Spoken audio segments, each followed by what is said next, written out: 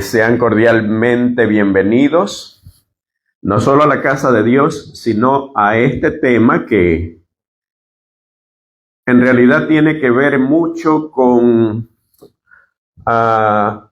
el concepto y con la adoración que nosotros debamos rendirle a nuestro gran Dios y a nuestro gran Salvador Jesucristo. Pero como la palabra de Dios hay que abrirla con oración, entonces yo voy a invitarlos a inclinar sus rostros para pedir la dirección del Espíritu Santo en el estudio de su palabra.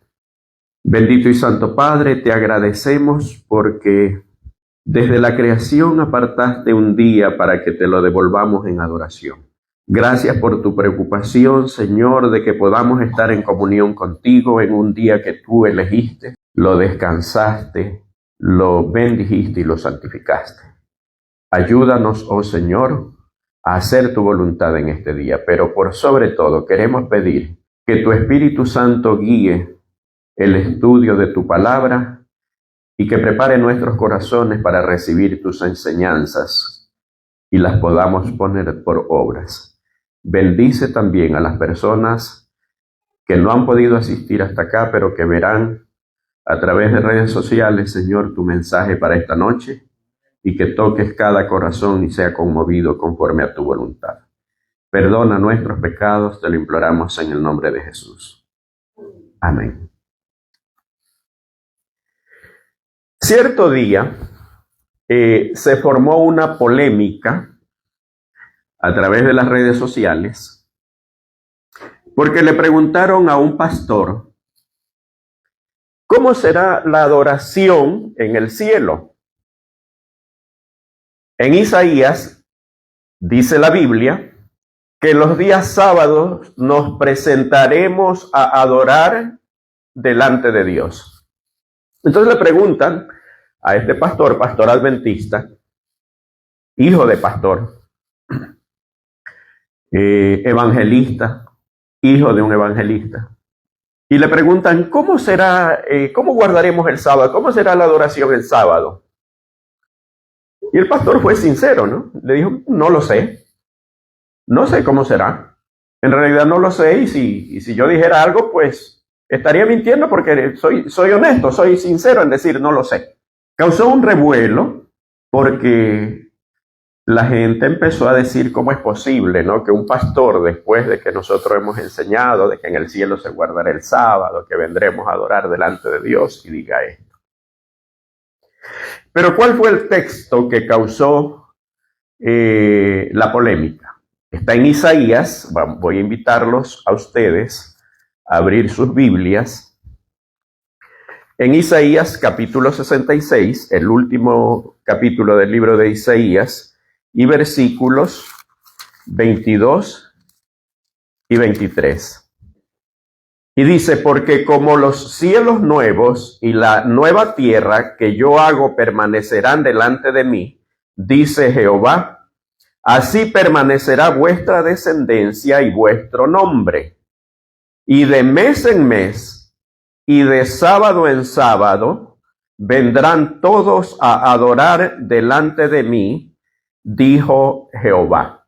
Ustedes han de decir, pero mi Biblia dice de día de reposo en día de reposo, y hay un asterisco que allí dice aquí equivale a sábado. Y quiero puntualizar algo respecto a esto. Esa palabra de aquí equivale a sábado está mal ubicada allí y les voy a explicar por qué. Cuando se dice aquí equivale es cuando no hay una palabra que describa el evento o la situación que uno quiere describir, ¿verdad? Vamos a pensar.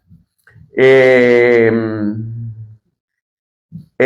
Dubái hay un edificio muy grande y nosotros queremos describir un edificio muy grande en Dubái, el edificio más grande del planeta, pero de pronto aquí en Nueva York a lo mejor hay uno que se parece, pero que no es lo mismo, ¿verdad? Entonces podríamos decir, para nosotros formarnos una idea, equivale el edificio de Dubái al que está en tal dirección en Nueva York. Eso es un equivalente, una equivalencia cuando no hay algo como describirlo, ¿verdad? Pero el sábado, es sabbat. Por lo tanto, no es equivalencia, es sabbat. ¿Por qué entonces en la Biblia dice aquí equivale al sábado? No estamos hablando del sábado, pero quiero puntualizar esto para poder entender nosotros el tema que se va a desarrollar. La equivalencia significa cuando no hay algo. Por ejemplo, del español al inglés, de pronto queremos transmitir un mensaje y no encontramos la palabra en inglés para poder describirlo, entonces decimos, buscamos una palabra que sea semejante o sinónimo. En este caso, el día sábado es sabbat y no hay otra cosa. Entonces, no es que equivale a sábado, es sábado. Entonces, cuando la Biblia dice que de mes en mes y de sábado en sábado vendremos a adorar delante de Dios, es de sábado en sábado. Y significa que el día sábado será observado y será el día de adoración en el cielo. Entonces, ¿por qué causó polémica esto? Porque el pastor fue sincero, o sea, él quiso decir, ¿sabe qué? A lo mejor yo no he investigado a fondo y no quiero aventurarme pues a dar algo que, un concepto que no esté bien fundamentado o bien cimentado. Pero sin embargo, pues la hermandad le cayó encima al punto que se habló hasta de demanda. Pero ¿por qué traigo este tema? Porque hay muchos acontecimientos que son uno solo en la Biblia. Aquí, sin embargo, hay dos. Uno, o sea, habla de adoración, pero habla de dos tipos de adoración. Una semanal y otra mensual, ¿verdad? Yo quiero invitarlos a ustedes a abrir sus Biblias en el libro de Job, capítulo 1. Y versículo 6. Es un texto muy conocido, un pasaje muy conocido. Un día vinieron a presentarse delante de Jehová los hijos de Dios, entre los cuales vino también Satanás. Y dijo Jehová a Satanás, ¿de dónde vienes? Respondiendo Satanás a Jehová dijo, de rodear la tierra y de andar por ella. Y Jehová dijo a Satanás, ¿no has considerado a mi siervo Job, que no hay otro como él en la tierra, varón perfecto y recto, temeroso de Dios y apartado del mal? La conversación se centra en alguien de la tierra como Job, pero la conversación se está dando entre Dios y Satanás. Y se da en un momento en que los hijos de Dios van a presentarse ante Dios, valga la redundancia. Entonces la pregunta es, ¿qué hacía Satanás allí? Es algo que en algún momento lo explicamos. Satanás se sentía el representante del planeta Tierra. ¿Por qué? Porque en el momento que Dios crea a Adán y a Eva, los pone de administradores, ellos le entregan la llave que habían recibido de Dios. ¿En qué momento? En el momento que pecan, porque eso dice Pablo, que cualquiera pues que peca o cualquiera pues se somete a esclavitud en el momento pues que cede. Y Adán y Eva se sometieron pues a Satanás, para usar una figura, les quitó la llave, ¿verdad? Le quitó las llaves de administración o de administrador, y por eso fue Satanás en representación del planeta. Aunque en la conversación Dios le dice, pues no has considerado a mi siervo Job. O sea, en otras palabras, tú no eres terrícola, tú no eres de la tierra. El que debería estar aquí es Job porque es perfecto y recto. Tú ya pecaste. Sin embargo, este acontecimiento tiene mucha similitud, ¿verdad?, con otro que aparece en Apocalipsis capítulo 4 y capítulo 5. Recordemos, la Biblia o los escritos no fueron, en su original, no fueron escritos por versículos, no fueron divididos por versículos, en su original fueron escritos libros. Se los dividió en capítulos y versículos para una mejor comprensión y una mejor lectura. Eso lo hemos dicho varias veces. Pero antes de eso, antes de ir a Apocalipsis, yo quiero citar. Ellen White habla de concilios, ¿verdad? De concilios celestiales. Lo que sucede en Job es una demostración de que Dios no es un Dios tirano. Se celebra un concilio, ¿verdad? Se celebra un concilio donde se deciden cosas. Por ejemplo, cuando Adán y Eva pecan, dice Ellen White en el libro Patriarcas y Profetas y la historia de la redención, que hubo un concilio en el cual se decidió que el Hijo de Dios iba a adoptar un plan que ya había sido previsto desde hace tiempo. Dios no administra de forma tirana. Eso lo inventó Satanás para que nosotros dejemos de confiar en Dios. Dios siempre tiene un concilio. Pero, ¿qué sucede? Obviamente, si el más sabio, el todopoderoso, el que nunca comete errores, es Dios, tiene que prevalecer, pues, ese pensamiento, por decirlo de manera humana. Tiene que prevalecer ese concepto porque es el infalible, es el mejor. Cuando hay una asamblea de cualquier tipo, en un trabajo, en una organización, y de pronto se piden ideas, ¿cuál es la idea que va a prevalecer? La mejor, la que sea con mayores ventajas, pues, y que tenga más pro y menos contra. En este caso, pues, Dios es el soberano, pero aún así, su forma de administración es a través de concilio. Un concilio que lo dice la Biblia, que se celebra en el libro de Job. Y no es solamente una vez, porque en el libro de Job, en el capítulo 1, dice que se presentaron.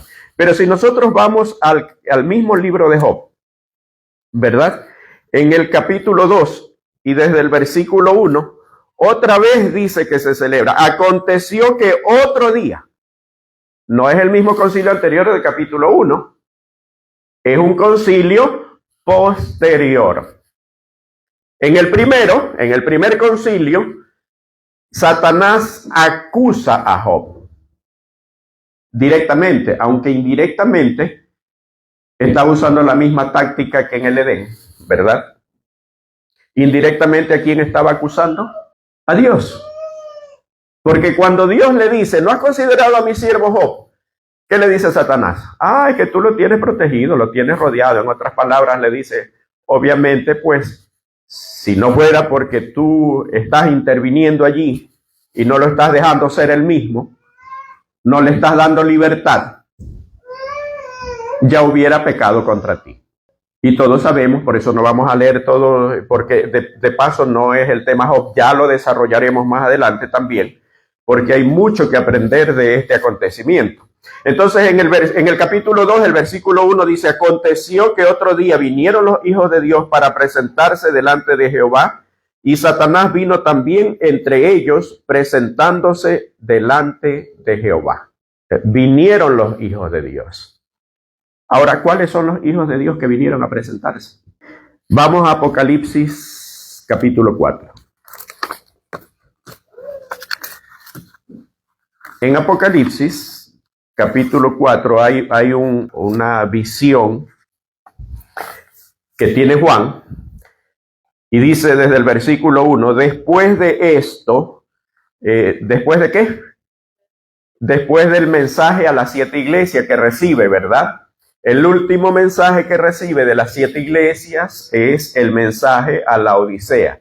Entonces, después de esto, dice el apóstol Pablo, miré, y he aquí una puerta abierta en el cielo. Y la primera voz que oí, como de trompeta, hablando conmigo, dijo, sube acá y yo te mostraré las cosas que sucederán después de estas. Entonces, al apóstol Juan se le sigue dando las visiones que habían empezado, ¿verdad? cuando estaba en Patmos, en la isla, desterrado, porque lo quisieron convertir en fritura, ¿verdad? Había sido tirado en una olla de aceite hirviendo y Dios lo preservó. El emperador romano dijo, no, este es difícil de matarlo, ni siquiera hirviendo, entonces lo voy a llevar allá donde están los peores asesinos, donde están la gente que ya no me sirve, y lo dejo allá para siempre. Y dice el versículo 2, y al instante yo estaba en el espíritu, y hay aquí un trono establecido en el cielo, y en el trono uno sentado. No dice nombre, no dice quién es, pero ve un trono, y en el trono uno sentado. Pero lo ve a través de una puerta que estaba abierta, ¿verdad? Y el aspecto del que estaba sentado era semejante a piedra de jaspe y de cornalina, y había alrededor del trono un arco iris semejante en aspecto a la esmeralda. Había allí un trono, había alguien sentado en el trono, similar a dos piedras. Las dos piedras que menciona Juan son similares ¿a qué? Al fuego. Cuando nosotros vemos una llama, un fuego, ¿podemos ver algo allí en el fuego? No, solo vemos algo rojo, ¿verdad? Y estas dos piedras que menciona son piedras semejantes al fuego. Por eso Juan no dice quién era, solamente dice que vio a uno sentado. Y alrededor del trono habían 24 tronos, y vi sentados en los tronos a 24 ancianos, vestidos de ropas blancas con coronas de oro en sus cabezas, y del trono salían relámpagos y truenos y voces, y delante del trono ardían 7 lámparas de fuego, los cuales son los 7 espíritus de Dios. Entonces, aquí ve a uno de un aspecto bastante interesante, ¿ya? Que era como el fuego, y que alrededor habían 24 tronos y habían 24 ancianos vestidos con vestiduras blancas y coronas de oro en sus cabezas. Y que del trono salían relámpagos y truenos y voces, y delante del trono ardían 7 lámparas de fuego, los cuales son los 7 espíritus de Dios. O sea, a Juan se le permite ver, es obvio que era el Padre, y ve al Espíritu Santo. Y aquí hay lección. Y hay lección ¿por qué? Porque se está enseñando, y ahora con mucha fuerza, de que Cristo es el Padre, de que Cristo es el Espíritu Santo y de que Cristo es el Hijo. Al apóstol Juan se le permite ver que esto no es así. Se ve al Espíritu Santo como lámpara. Esa es la forma. Al Padre se lo ve como fuego. Recordemos que la Biblia dice que al Padre no lo ha visto nadie, jamás. Entonces, por eso no se lo puede ver, y así como nos podemos ver nosotros, es que tiene esta forma, este aspecto. No puede verlo. Ve solamente a alguien como, parecido, semejante. Aquí sí vale la palabra equivalente. ¿Por qué? Porque no hay una descripción correcta. Está utilizando figuras conocidas para poder describir algo que vio y que de pronto está muy distante de ser como Juan lo describe. ¿Por qué? Porque el apóstol Pablo también dice que lo que ojo humano no vio y oído humano oyó es lo que Dios tiene preparado. Claro que ese texto es muy abarcante, porque no solamente habla del mundo venidero, sino inclusive promesas de cumplimiento acá también, ¿ya? Y delante del trono, en versículo 6 estamos, y delante del trono había como un mar de vidrio semejante al cristal, y junto al trono y alrededor del trono 4 seres vivientes llenos de ojos, delante y detrás.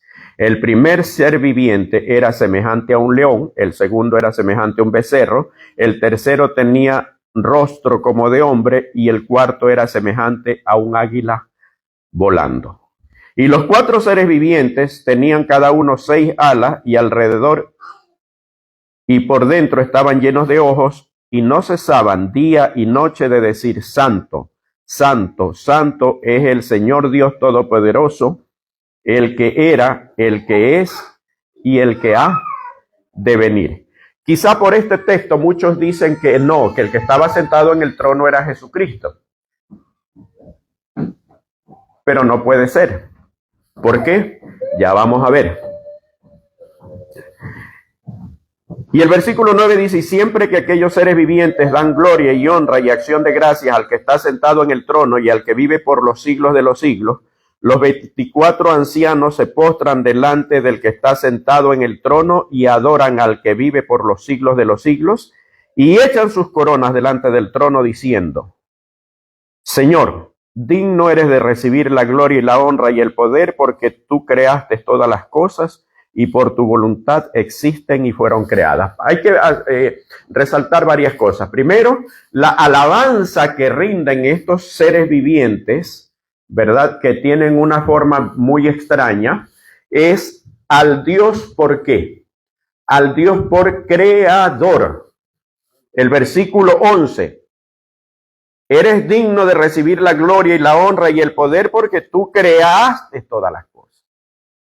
Está enfatizando el Dios creador, el poder creador de Dios, y que por tu voluntad fueron creadas todas las cosas. Entonces, ¿por qué no puede ser Jesús? Porque como dijimos al comienzo, la Biblia no fue escrita por versículos, fue escrito por libros, por temas, ¿verdad? Fue escrito de una forma continua, pero se lo dividió en capítulos y versículos para mejor comprensión. Inclusive hay partes donde la división entre capítulos como que no está tan correcta, ¿verdad? Pero, sin embargo, ha ayudado mucho a la comprensión. Pero miren lo que dice en el capítulo 5. Vi en la mano derecha del que estaba sentado en el trono un libro escrito por dentro y por fuera, sellado con 7 sellos. El concepto del libro, aquí tenemos que entenderlo bien, ¿verdad? No es un libro así, no. Cuando la Biblia dice del libro, está hablando de rollo o pergamino, que era lo que se utilizaba entonces y que en ese entonces se lo sellaba cuando era un documento de mucha importancia para que nadie pueda abrirlo y estaba dirigido a una persona donde una sola persona lo podía abrir, se le ponía 7 sellos. Y esos 7 sellos eran inviolables. Y cuando se le ponía 7 sellos significaba que era un documento de extrema importancia y que nadie lo podía abrir. Y es algo parecido lo que ve Juan. Y vi un ángel fuerte que pregonaba a gran voz: ¿quién es digno de abrir el libro y desatar sus sellos? Y ninguno, ni en el cielo, ni en la tierra, ni debajo de la tierra, podía abrir el libro, ni aún mirarlo. Y lloraba yo mucho, porque no se había hallado a ninguno digno de abrir el libro, ni de leerlo, ni de mirarlo. ¿Cómo es esto?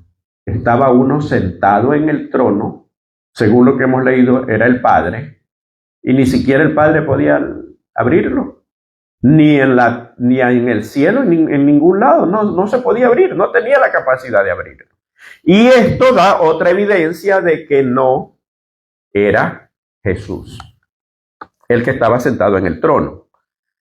Y dice el versículo 4, y lloraba yo mucho porque no se había hallado a ninguno digno de abrir el libro, ni de leerlo, ni de mirarlo. ¿Cómo es posible que Juan, solamente porque no se podía abrir un libro, un rollo, un pergamino, lloraba tanto.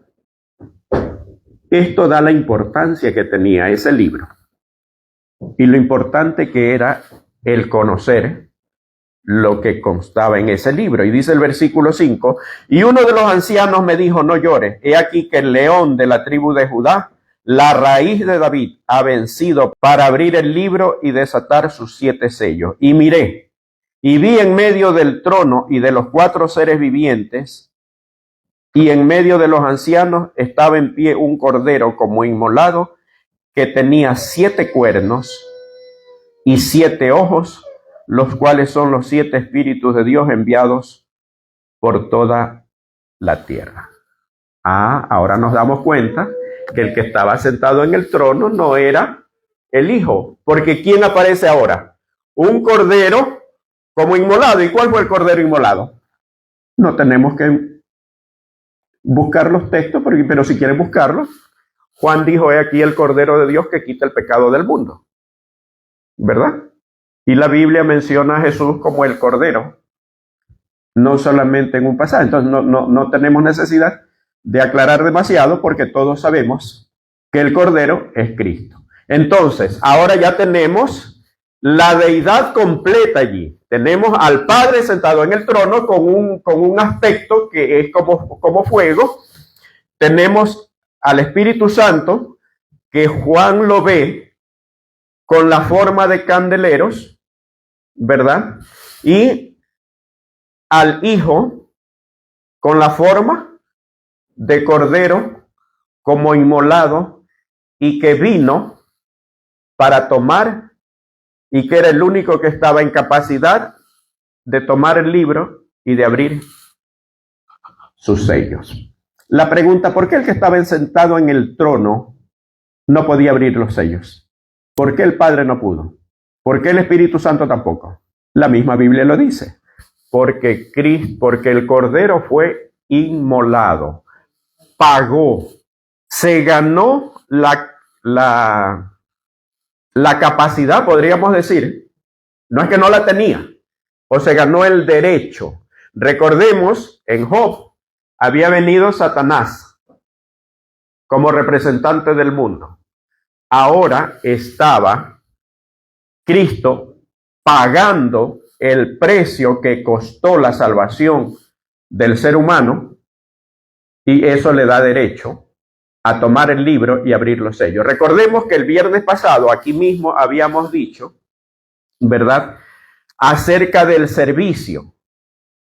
En el cielo, la forma que tiene Dios de gobernar, y eso lo ratifica estos concilios que Dios hace, es el servicio.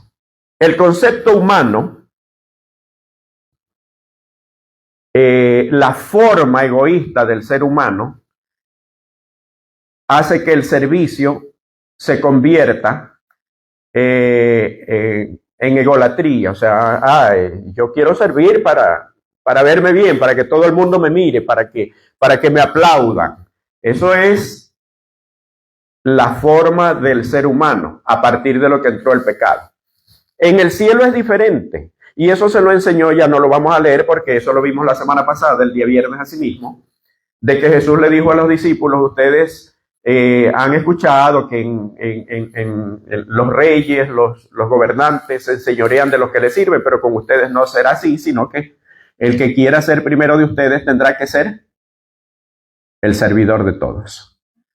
Entonces, lo que lo hace a Jesús digno es que alcanzó el clímax de servicio, el clímax de dar, el clímax de bondad que se dio a sí mismo. Eso es lo que le da la capacidad. Y hay lección para nosotros.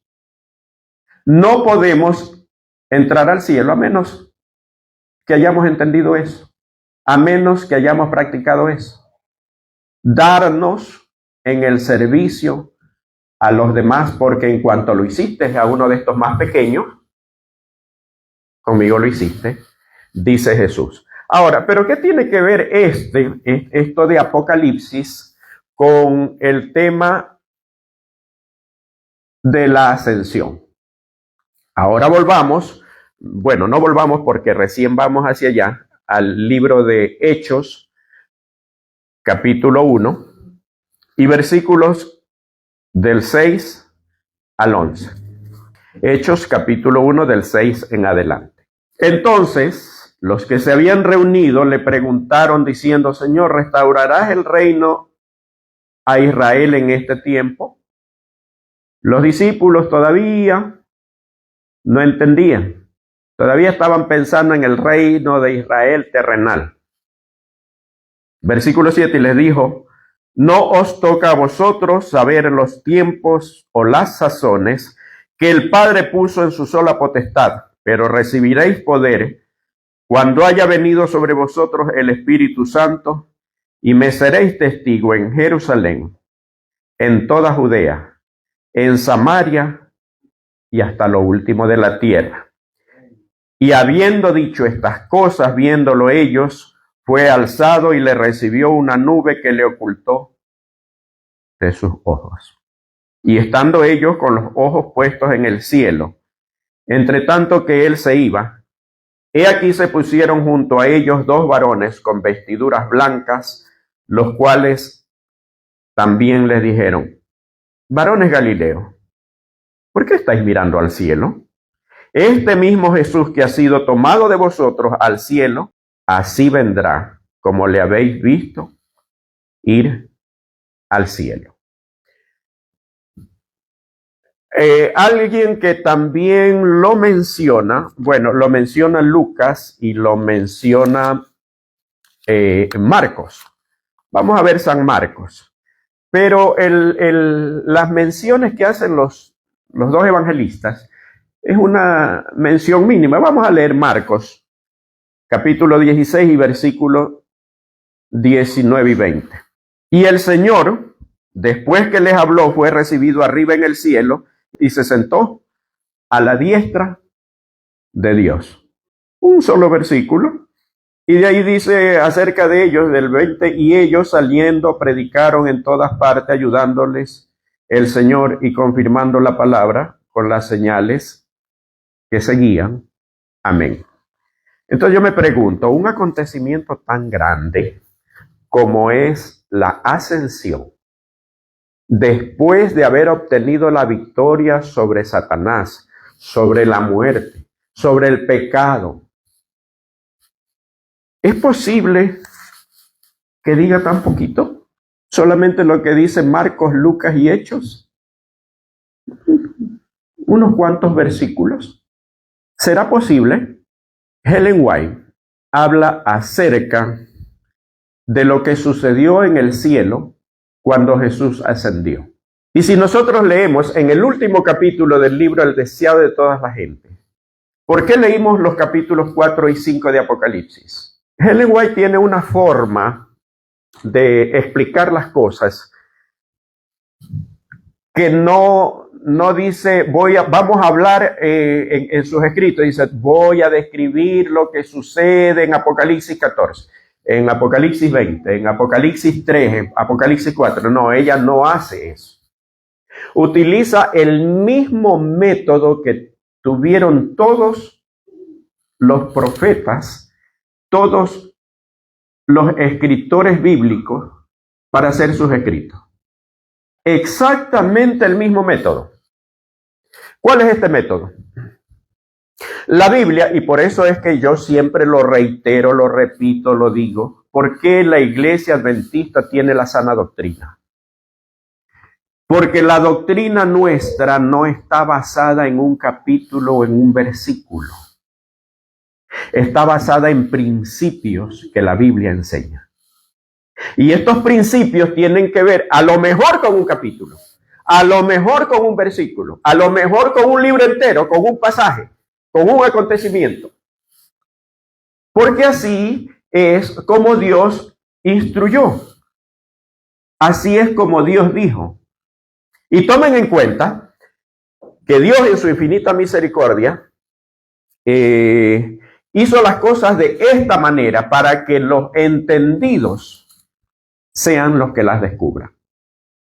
Jesús dijo: bienaventurado eres, Padre, porque ocultaste estas cosas de los sabios y entendidos y se las diste e hiciste que la entendieran ¿quién?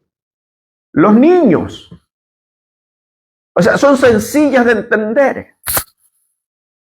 Por eso, en base a doctrina, yo siempre repito esto, hay mucha gente, muchísima gente de varias denominaciones religiosas que desafían a la otra denominación y le dicen, si hay un versículo que diga tal cosa, yo me hago de tu religión. ¿Qué se demuestra con esto? Una ignorancia total, una ignorancia y una prepotencia. ¿Y saben por qué? Porque le queremos decir a Dios, si tú hubieras escrito de esta manera, entonces yo hubiera creído lo que tú quieres enseñar. Tremenda insolencia querer enseñarle a Dios cómo debe hacer las cosas y cómo debe haber escrito. Entonces, la doctrina que enseña nuestra iglesia está basada en principios, no en un versículo. Sí, nos amparamos con un texto bíblico, es lógico, porque nuestra doctrina es netamente bíblica. Sí, pero está basada en principios, no en un texto simple. Y muchas veces la Biblia enseña cosas, enseña principios, donde no está hablando ni siquiera del tema. Le preguntaron a Jesús, Señor, ¿es lícito darle carta de divorcio? ¿Es lícito repudiar a la mujer? No. Pero entonces, ¿cómo Moisés mandó a dar carta de divorcio y que el que quería podía repudiarlo? Le dice Jesús, ¿por qué? Por la dureza de corazón de ustedes. Porque al principio, ¿qué le dice Jesús? No era así. Recuerden que Dios los creó, ¿qué? Varón y hembra. ¿De qué está hablando? De la creación. ¿Y de qué le estaban hablando ellos? Del divorcio. ¿Y la creación hablaba algo de divorcio? No, pero ahí está el principio. ¿Sí me estoy haciendo entender? Entonces no podemos nosotros decir, es que si no me muestras con un versículo que diga de esta manera, yo me hago de tu religión. Ignorancia y soberbia. Y las cosas no se pueden interpretar de esa manera. Porque los principios de Dios muchas veces los dice donde ni siquiera habla acerca de eso. Entonces, volviendo a lo que estábamos, al tema de la ascensión. ¿Por qué se dice tan poco? En el último capítulo del libro, El deseado de toda la gente, aquí lo tengo, y lo traje porque, bueno, me lo obsequiaron, pero por lo general yo siempre uso los textos virtuales, pero quería leer textualmente lo que dice el último capítulo del libro El deseado de toda la gente. Había llegado el tiempo, y quizás este tema no lo terminemos hoy día, porque es un tema demasiado complejo y con demasiadas citas y demasiadas enseñanzas, y como habíamos visto, aquí implícitas están enseñanzas de temas que de pronto no los dice certeramente, pero que sí están añadidos. Por ejemplo, uno de esos es ¿quién es Dios? Porque recordemos que Apocalipsis 4 está hablando de uno sentado en el trono. Pocas veces y a pocos profetas se les permitió ver algo semejante. Y quizá en el próximo tema hablemos acerca de Daniel 7, donde a Daniel también se le permitió. Pero por asunto de tiempo y porque no queremos alargar los temas demasiado como para que sean cansados, vamos a tener que leer o hacer un extracto para poder continuar en el siguiente tema. Y si no pueden venir, pues lo podrán ver en línea. Entonces, dice Ellen White que había llegado el tiempo en que Cristo ascendería al trono de su Padre como conquistador divino. Debía volver con los trofeos de la victoria a los atrios celestiales. Antes de su muerte había declarado a su Padre: he acabado la obra que me diste que hiciese.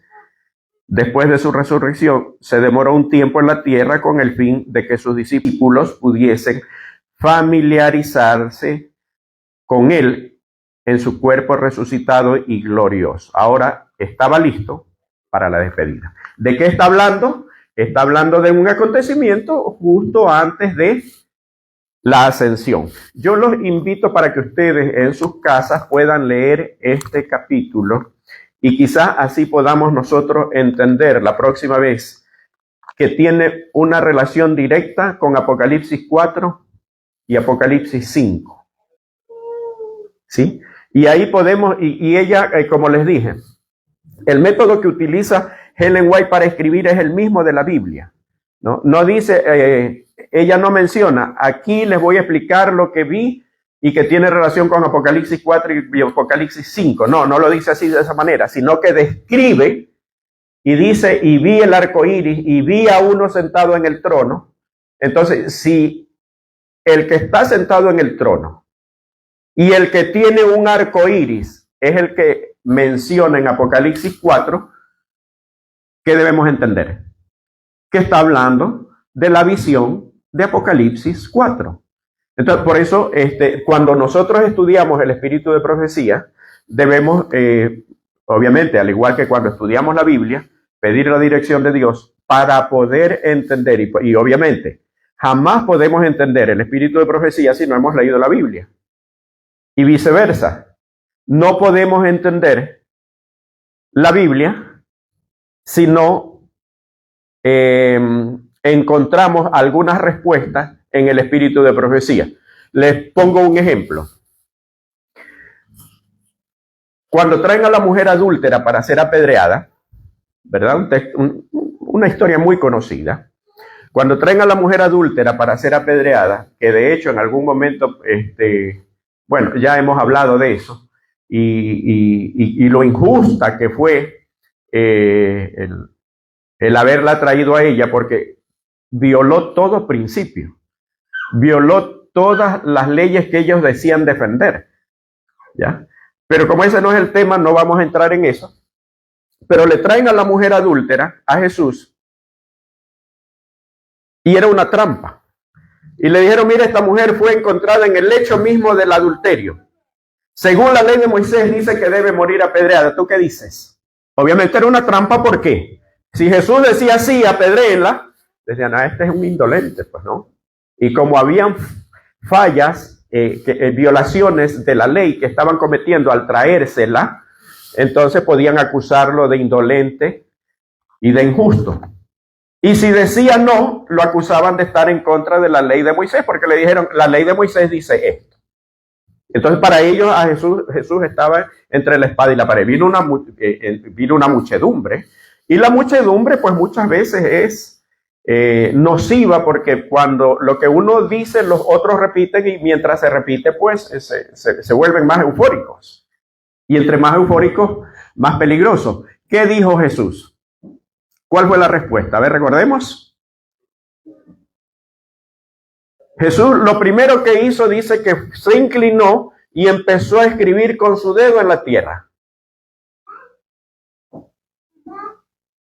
Y como dicen en mi país, era como que no les paraba bola, como que no les estaba dando importancia, y eso les molestó. Oye, te estamos hablando, pues.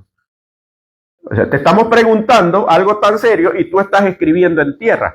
Entonces, la Biblia menciona solo eso. Pero ¿qué dice el espíritu de profecía? ¿Qué dice Ellen White? ¿Qué escribió Jesús en la tierra? Empezó a escribir los pecados de cada uno de los acusadores. Esta es adúltera y debe morir. Juan también es adúltero. Alfredo también es adúltero. Este de acá, más adúltero que ella y los otros anteriores. Y cuando empezaron a mirar su nombre y su pecado,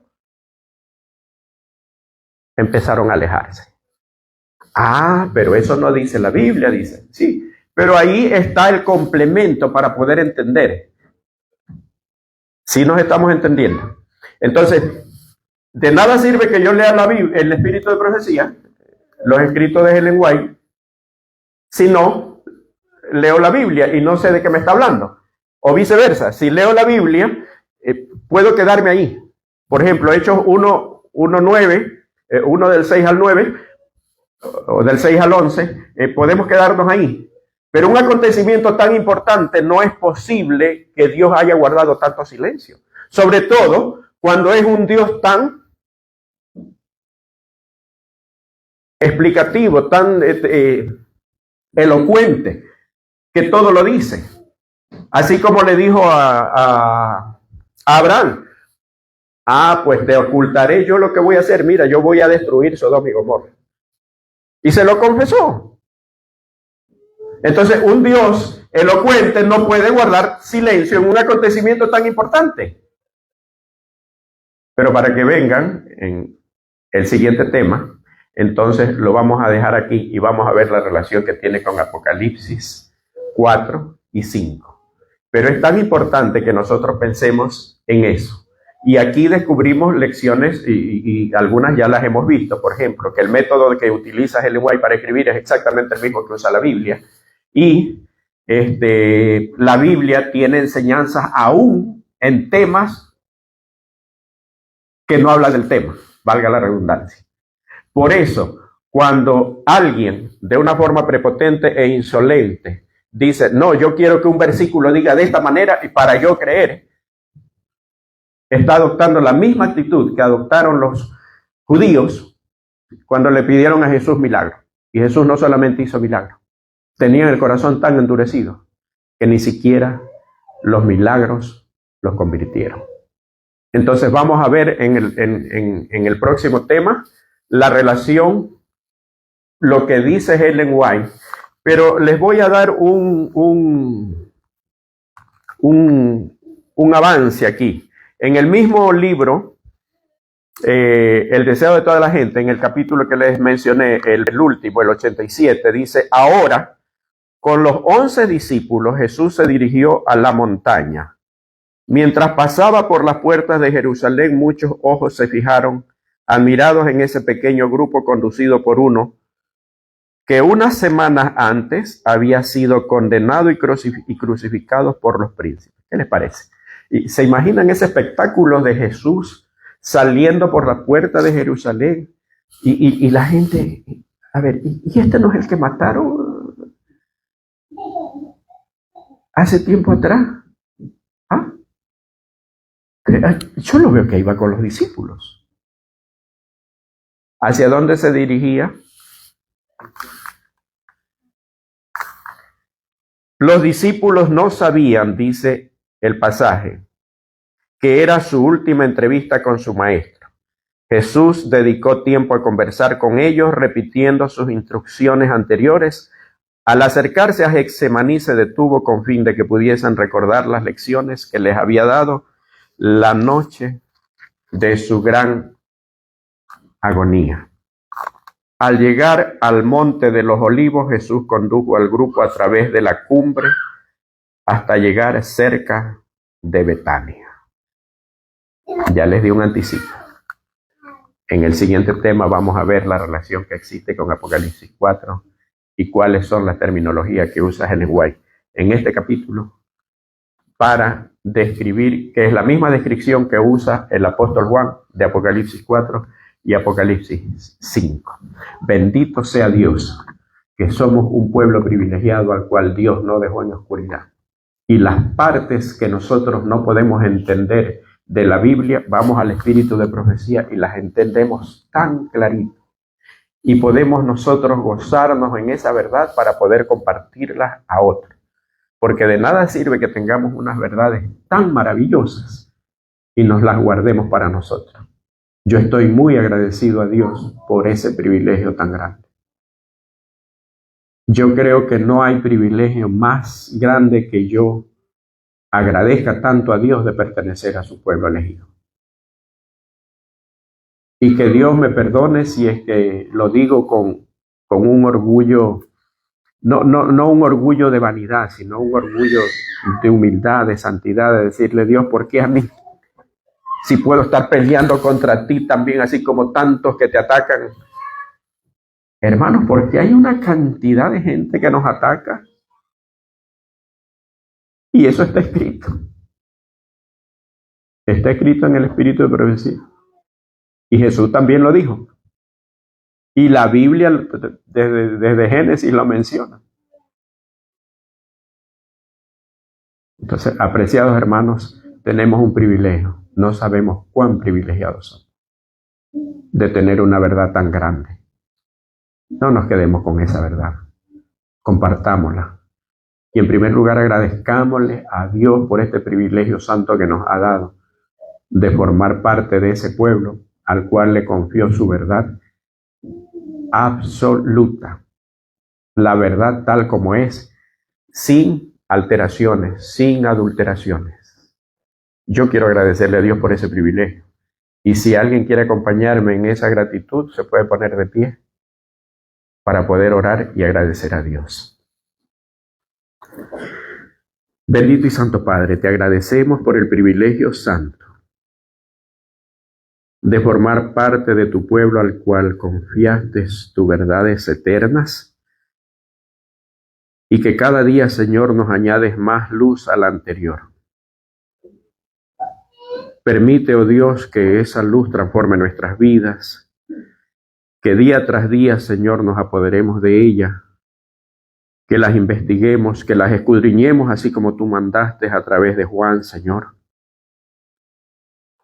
y que podamos ponerlos por obra y compartirlos con las personas que no te conocen y a aquellas personas que teniendo parte de la verdad, Señor, la defienden como que si fuera total. Que tu Espíritu Santo pueda morar en nosotros y que pueda convencer a aquellas personas, oh Dios, que se han conformado con una mínima verdad tuya, para que la verdad completa les resplandezca, Señor, y puedan pregonar, Señor, tu santidad, tu amor, tu misericordia. Queremos pedirte el perdón de nuestros pecados y que bendigas nombre por nombre las personas que nos hemos puesto de pie y aquellas que en sus casas, Señor, mientras ven esta predicación también dedican y quieren alabar tu nombre, Señor, por la bendición de tu palabra. Acompáñanos hasta nuestros hogares y síguenos cuidando y protegiendo en el resto de este día, de la semana y hasta que tú vengas, te lo imploramos en el nombre de Jesús. Amén.